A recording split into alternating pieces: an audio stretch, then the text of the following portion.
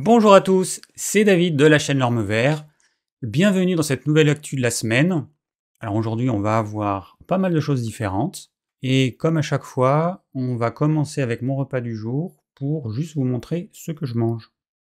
Pour ceux que ça intéresse. Et je sais que ça en intéresse pas mal. Donc j'ai commencé par une assiette de crudités. Alors tout simple, avec de la salade verte, de la roquette, de l'endive, quelques pétales de rose. On a plein de roses dans le jardin, on doit avoir au moins 200 pieds.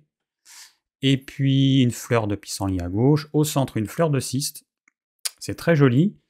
Par contre, je sais pas si c'est comestible, donc dans le doute, je l'ai pas mangé. Le reste, c'est parfaitement comestible. Et ensuite, en plat, eh bien, nous avons eu des cœurs de poulet avec du foie de poulet et du poireau que j'ai fait avec une sauce pimentée, un peu de lait de coco. Et voilà. Bon, ça fait un petit plat sympa, et puis ça change, et puis ça permet de temps en temps de manger des abats. Alors ensuite, de quoi vais-je vous parler? Je vais vous parler de quelque chose quand même qui arrive pas tous les jours, c'est quelqu'un a fait une vidéo sur moi qui s'appelle Cynthia, qui a une chaîne YouTube qui s'appelle Via Felicia Cynthia. Alors, pour vous remettre dans le contexte, à la suite du live sur les glucides du 12 avril dernier, donc, voici la question qui était posée. Donc, en plus, c'était la dernière question, elle était hyper longue. Et c'était une question me demandant mon avis sur la diète high carb low fat, donc beaucoup de glucides et peu de gras, et donc qui est prônée par certains médecins américains, et puis qui est relayée par des personnes comme Cynthia de la chaîne Via Felicia Cynthia, que je ne connaissais pas, ou Douce Frugalité, que je connais juste parce que j'avais donné un avis en 2018. Je suis pas allé de main morte. J'ai dit que tous ces végétaliens, tous ces tarés de végétaliens, bon, c'est clair que j'aurais pas dû dire ça, on est d'accord. Il se trouve que dans ce live, je vous l'ai pas dit au moment du live, mais en fait je commençais à tomber malade, je commençais à avoir une angine, donc je manquais un petit peu de jus, et c'est vrai qu'après 1h15 de live, je pense que je me suis un peu laissé aller alors que j'aurais pas dû. Voilà, ça c'est clair. À l'issue de ça, Cynthia s'est sentie attaquée personnellement, puisque elle a fait une vidéo sur... voilà, vous voyez un petit peu, je suis une tarée du végétalisme, et donc en disant que je conseille aux gens de manger une demi-tablette par jour, que c'est bon pour la santé, et puis quand on voit un petit peu en dessous, voilà, et je prétends que le sucre est une drogue. Voilà. Après, vous pourrez lire tout ça. Je vous mettrai le lien si vous avez envie de aller jeter un petit coup d'œil. Alors, bon, moi, ça fait 25 ans que je suis naturo. Donc, c'est clair que j'ai vu passer pas mal de régimes, plus ou moins extrêmes. J'en ai testé certains. Au début, la plupart de ces régimes, tels qu'ils nous sont vendus, ils semblent tous exceptionnels, miraculeux, c'est le régime santé par excellence, hyper efficace, et tout ce que vous voulez. Bon, il se trouve que les années passant, on se rend compte que finalement, c'est pas aussi miraculeux que ce qu'on nous vend au début. Alors moi, j'ai 25 ans d'expérience, j'ai été formé entre autres par Robert Masson, qui lui, quand il est décédé, il avait 60 ans d'expérience, donc ça fait quand même un bon paquet de décennies. C'est vrai que je le rejoins beaucoup sur plein de choses, et notamment sur les régimes c'est pas qui me semblent, c'est qui sont extrêmes. Voilà. Alors donc suite à la vidéo que je viens de vous montrer de Cynthia, j'ai décidé de m'informer un peu plus sur ce régime HCLF. Et donc je suis en train d'écouter certaines de ces vidéos parce que ça me semble évident qu'il est impossible de se faire un avis juste en écoutant une vidéo d'une personne. Donc voilà, donc j'écoute des vidéos, je prends le temps de m'informer. J'ai même commencé à lire le dernier livre du docteur Greger qui s'appelle je sais plus quoi, mais peu importe. Je me rappelle plus du titre exact parce que c'est un titre assez long et assez pompeux parce qu'il se autoproclame le meilleur nutritionniste. Alors je sais plus si c'est des États-Unis ou du monde. Bon, Je trouve que c'est un peu pompeux. Je prévois donc de faire une vidéo pour préciser certaines choses fausses qu'elle a dites. Et puis je vais faire quelques vidéos pour donner mon avis sur cette méthode. Donc déjà, je prévois de faire une vidéo, les pour, les avantages de cette méthode, et les contre. Voilà. Comme ça, ce sera clair. Je ne vais pas faire juste une vidéo où je dresse tous les points négatifs, je vais quand même faire une vidéo avec les points positifs de cette méthode. Alors, ceux qui me suivent, ils le savent, je n'adhère à aucune religion alimentaire, aucune doctrine alimentaire. Si je trouve un régime alimentaire sain, eh ben, c'est clair que ça m'intéresse, je vais l'étudier, je vais l'expérimenter, et le cas échéant, eh ben, je vais le conseiller. Ça me paraît évident. Moi, je suis ni pour le régime carnivore, ni pour le régime cétogène, ni pour le régime végétalien, ni pour le régime HCLF vegan, puisque elle, c'est en plus un régime HCLF vegan. On est d'accord, nous sommes omnivores. Alors, la totalité de la communauté scientifique est d'accord, la totalité des anthropologues sont d'accord pour dire que nous sommes omnivores. Certains encore osent prétendre que nous sommes frugivores, par exemple. Bon, évidemment, les anthropologues, ils doivent bien rigoler en entendant ce type d'affirmation qui repose sur rien. Sachant que c'est toujours la même chose qui est dite, l'être humain a le même tube digestif que celui du gorille, ce qui est faux. Ça n'a rien à voir. Le gorille, pour dire ça en 3 mots, il a un gros intestin qui est beaucoup plus long que le nôtre et qui lui permet de faire fermenter les feuilles fibreuses, les tiges fibreuses qu'il va manger, alors que nous, cette fonction, elle est hyper réduite. C'est pour ça que notre gros intestin, il est beaucoup plus court que le sien. Bon, et puis après, il y a tellement de différences, c'est impossible de dire qu'on a le même tube digestif que le gorille. Voilà. Donc, nous sommes omnivores, et évidemment, moi, je vais me méfier de tous les régimes trop restrictifs qui éliminent certaines catégories d'aliments. Ça, c'est évident. Et bon, très sincèrement, en 25 années d'expérience, j'en ai vu passer des régimes extrêmes, et forcément, j'ai vu que la majeure partie des gens, de toute façon, ne peuvent pas les suivre sur le long terme parce que c'est trop extrême, c'est trop restrictif, et c'est tant mieux qu'ils ne peuvent pas les suivre sur le long terme parce que ça va leur éviter de se détruire la santé. Puis pour ceux, malheureusement, qui les suivent trop longtemps, des fois, il va falloir des années et des années pour s'en remettre. Vous allez peut-être avoir envie d'aller voir sa vidéo, donc je vais vous mettre le lien de toute façon dans la description.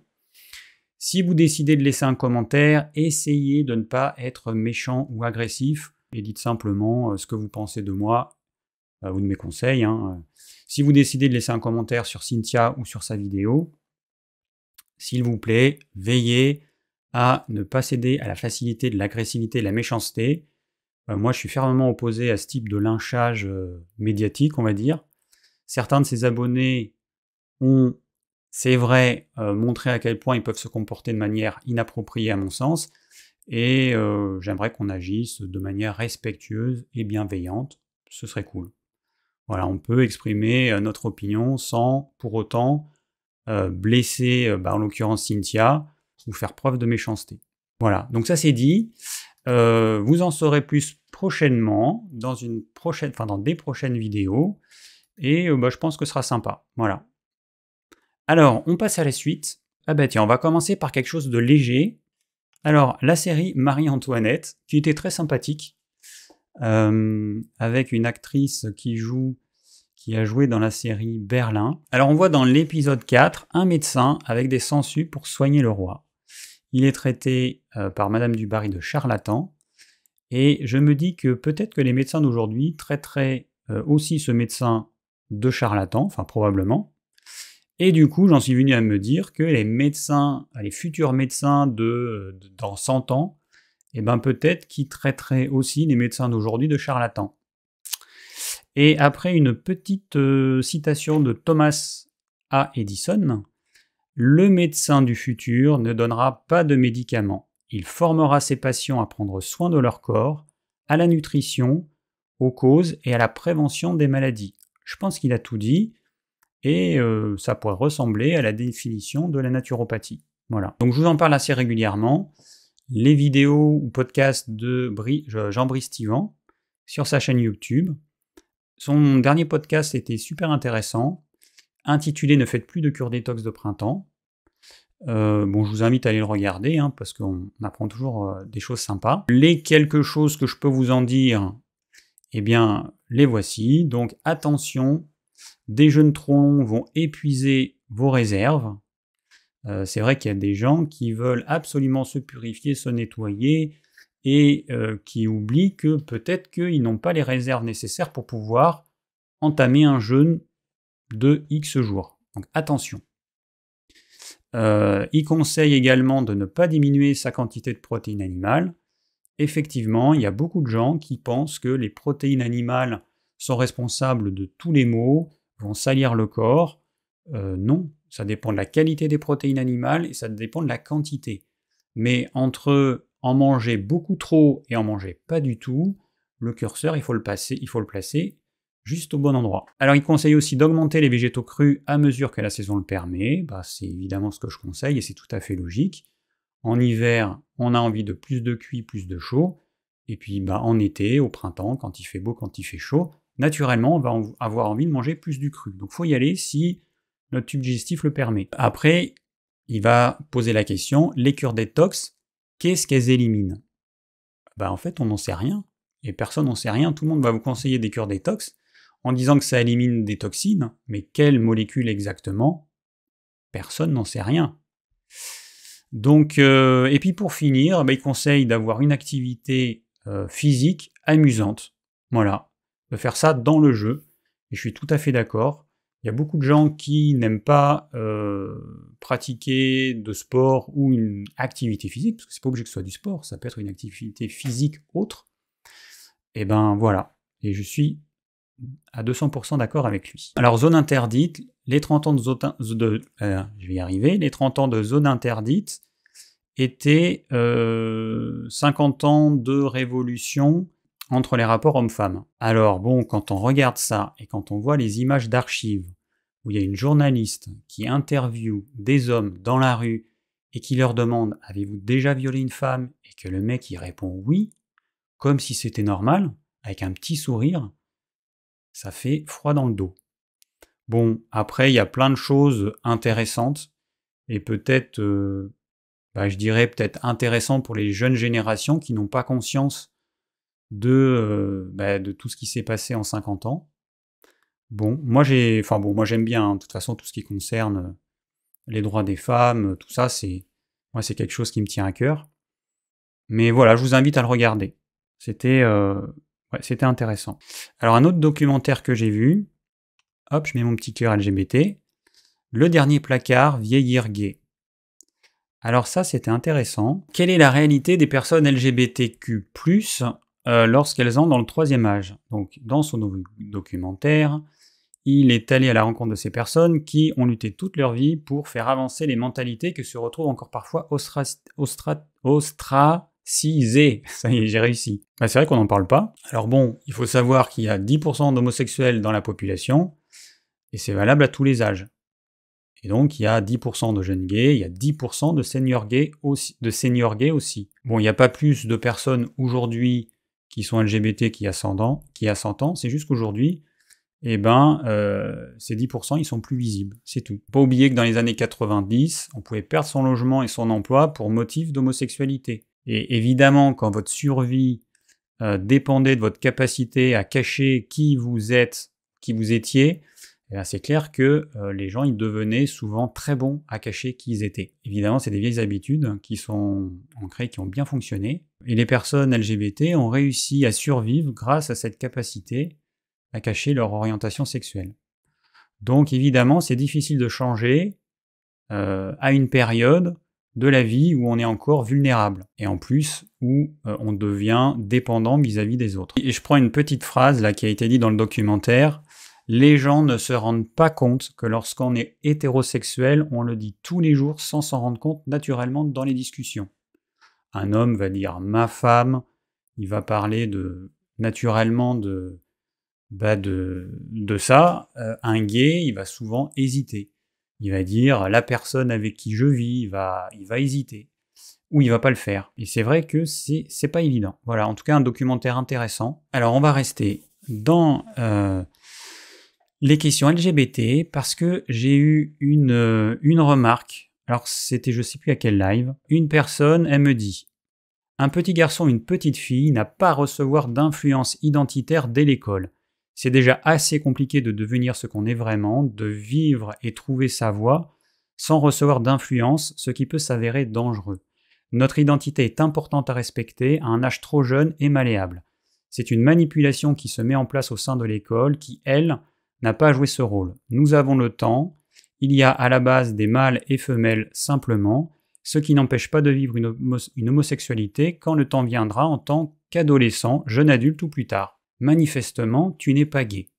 Moi, je suis gay, et j'en ai conscience depuis toujours, depuis que je suis petit garçon, tout petit garçon, depuis que j'ai, je sais pas, 6 ans. Ben, je sais que j'étais différent des autres, je sais que j'avais plutôt envie de faire des petits bisous aux garçons plutôt qu'aux filles. Donc, ça vient pas comme ça, du jour au lendemain, quand on est suffisamment tard dans l'adolescence ou jeune adulte. Non.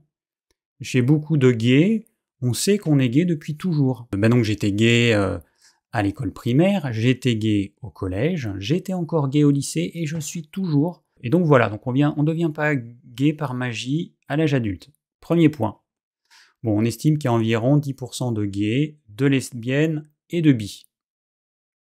Ce qui est quand même pas mal. Quand j'étais à l'école, j'aurais quand même aimé savoir que déjà j'étais pas seul, que c'était quelque chose de normal, que d'être attiré par des garçons plutôt que par des filles.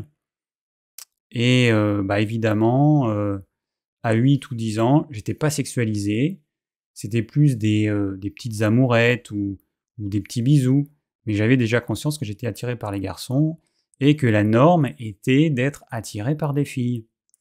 Les personnes hétéros qui sont dans la norme ne se rendent vraiment pas compte à quel point c'est très très difficile d'être gay à l'école, et encore aujourd'hui. Hein, le suicide des jeunes gays et lesbiennes est, bon, d'après les études, préoccupant, que ce soit en termes de taux de suicide, de tentatives de suicide, d'idées suicidaires, et que c'est plus élevé que chez les jeunes hétérosexuels. Donc récemment, il y a eu le suicide du petit Lucas, 13 ans, qui a été médiatisé. Mais des comme lui, il y en a des dizaines ou des centaines tous les ans en France. Donc, évidemment que qu'on doit en parler à l'école. Évidemment, c'est tellement évident. Et quand des gens disent qu'il y a une espèce de je sais pas, de lobbying du mouvement LGBT, mais faut arrêter vos conneries, arrêtez de dire n'importe quoi. Si vous avez un problème avec les gays, les lesbiennes, les trans, réglez votre problème, mais arrêtez de dire des conneries. Il faut en parler à l'école, ça évitera que des jeunes soient malheureux, qui vivent une scolarité qui soit mise à l'écart, qui soit harcelés et qui se suicident. Voilà, il faut en parler à l'école. Hein. Et puis, parler d'homosexualité, ce n'est pas parler de sexualité. C'est juste expliquer à la petite fille que c'est normal qu'elle ait envie de faire des bisous à d'autres petites filles, et aux petits garçons que c'est normal aussi. Voilà. Bon, alors, je ne sais pas comment on l'expliquerait, mais on peut l'expliquer. Bon, il y a des psychologues qui sauront comment l'expliquer, mais en tout cas, il faut en parler. Voilà, c'est hyper important. Alors, petite info, j'ai lu qu'il y a un vaccin qui vient de sortir aux USA contre la bronchiolite. Je me dis, youpi, super, un nouveau vaccin. Alors déjà qu'en France, il y en a 11 d'obligatoires pour les enfants. Et je me disais, 11, ça fait un peu juste, ce serait peut-être bien de rajouter un de plus. Bon, voilà, donc super, un nouveau vaccin. Peut-être que la bronchiolite, qui à ma connaissance n'existait pas quand j'étais gamin, parce que j'en ai entendu parler, je ne sais pas combien de temps ça fait qu'on en entend parler, je sais plus, une vingtaine d'années, je sais plus, une trentaine d'années, mais en tout cas moi quand j'étais gamin, ça n'existait pas. Mais bon, heureusement il y a un vaccin. Je vais vous parler de quelques-uns de nos nouveaux produits Je vous en avais parlé, je pense, à l'actu précédente, mais on les a reçus. Donc pour ceux que ça intéresse, on va en parler très rapidement. Alors, après beaucoup de temps d'absence, l'Ispagule ou Psyllium, il revient en sachet. Alors on a fait des sachets un peu plus gros. Là, c'est des sachets de 500 grammes. Voilà, donc des sachets de 500 grammes d'Ispagule bio. Voilà. Ensuite, nous avons la version en gélule.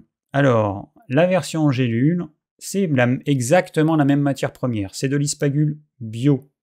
Sauf que comme on utilise des gélules en pullulane, eh bien, nous n'avons pas le droit de mettre que c'est de l'Ispagule bio. Parce que c'est comme ça. La réglementation, elle autorise qu'on mette que le produit est bio si on utilise la gélule en hydroxypropylméthylcellulose, qui est une vraie merde pour les gens qui consomment ça. Et on n'a pas le droit si on utilise une gélule en pullulane. Voilà. Qui est une gélule végétale, faite à partir d'amidon de manioc, qui est hyper bien tolérée, alors que la gélule HPMC, donc la végétale classique, s'il y a marqué juste gélule végétale, c'est une gélule en HPMC. S'il y a marqué gélule végétale en pullulane ou gélule en pullulane, ça c'est une gélule végétale nickel, bien tolérée, et alors que l'autre, elle entraîne des nausées à peu près une demi-heure après l'ingestion du produit, des problèmes au niveau des reins si la personne en prend pendant trop longtemps, et des éruptions cutanées. Et ça, on l'a vu avec certains de nos clients. Il y a 20 ans qu'on avait testé la gélule en HPMC, on ne savait pas à l'époque que ça posait problème.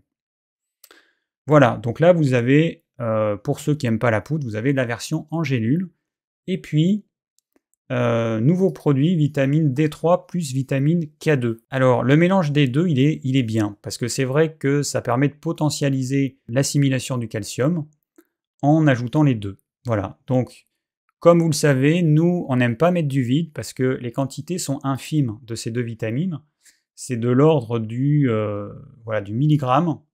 Donc dans une gélule, on peut mettre à peu près 300 mg d'actifs, et donc là 20 plus 7, ça ferait 27,5, donc on aurait les 3/4 de vide. Et bien nous, on a choisi de mettre de la spiruline bio. Alors on ne peut pas mettre qu'elle est bio, encore une fois, parce qu'on utilise une gélule en pullulane. Mais tous nos produits, on n'utilise que de la spiruline bio, que de la cérola bio dans tous nos produits. Et puis, dernière nouveauté, le MSM. D'ailleurs, il y a une promo en ce moment. Donc le MSM, qui est une substance, d'ailleurs vous voyez on a un petit peu changé nos étiquettes sur les dernières boîtes, on rajoute des petits logos, qui est une substance riche en soufre et qui a des vertus anti-inflammatoires. Vous verrez la fiche produit si ça vous intéresse, pour les problèmes articulaires, pour l'inflammation, c'est un super produit. Voilà pour les nouveautés, on va en avoir assez régulièrement quelques-unes, et donc voilà, je vous en parle comme ça rapidement dans l'actu. Alors, autre petite actu que j'ai lu ça devait être dans Que choisir aux 60 millions de consommateurs, du poisson pané sans poisson, c'est nouveau, ça vient de sortir. Alors après les faux steaks hachés, les faux fromages et les faux lardons, voici les faux poissons panés 100% vegan. La bêtise n'a pas de limite, mais c'est surtout que ça rapporte beaucoup d'argent aux industriels, parce que les consommateurs véganes qui vont acheter ce type de produit, apparemment, ils ne se posent pas trop de questions. Voilà, ça leur pose pas de problème de manger des merdes industrielles. Bon, après, au niveau santé, évidemment, c'est pas ça. Alors, c'est toujours pareil, on a des protéines végétales ultra transformées. Donc, il y a les marqueurs de l'ultra transformation. C'est pas n'importe quoi, de la farine, juste de la farine de pois, c'est pas ultra transformé. C'est quand on fait subir à cette farine d'autres traitements, très forte pression, très forte chaleur, qu'on dénature complètement le produit, et donc on parle de marqueurs de l'ultra-transformation. Trop d'huile, trop de sel, trop de merde, trop d'arômes, bon, voilà, c'est pas la solution, évidemment pour moi. La solution qui consiste à remplacer les produits animaux par des produits qui sont mauvais pour la santé, non. Voilà. Et autre petite brève, alors ça, c'était dans le magazine Alternative Santé de ce mois de mai. Pas de libido, mort au tournant. Alors dans cette étude japonaise, donc les chercheurs ont démontré, donc il y avait des hommes de plus de 40 ans, il y avait plus de 20 000 hommes qui ont été suivis pendant 7 ans.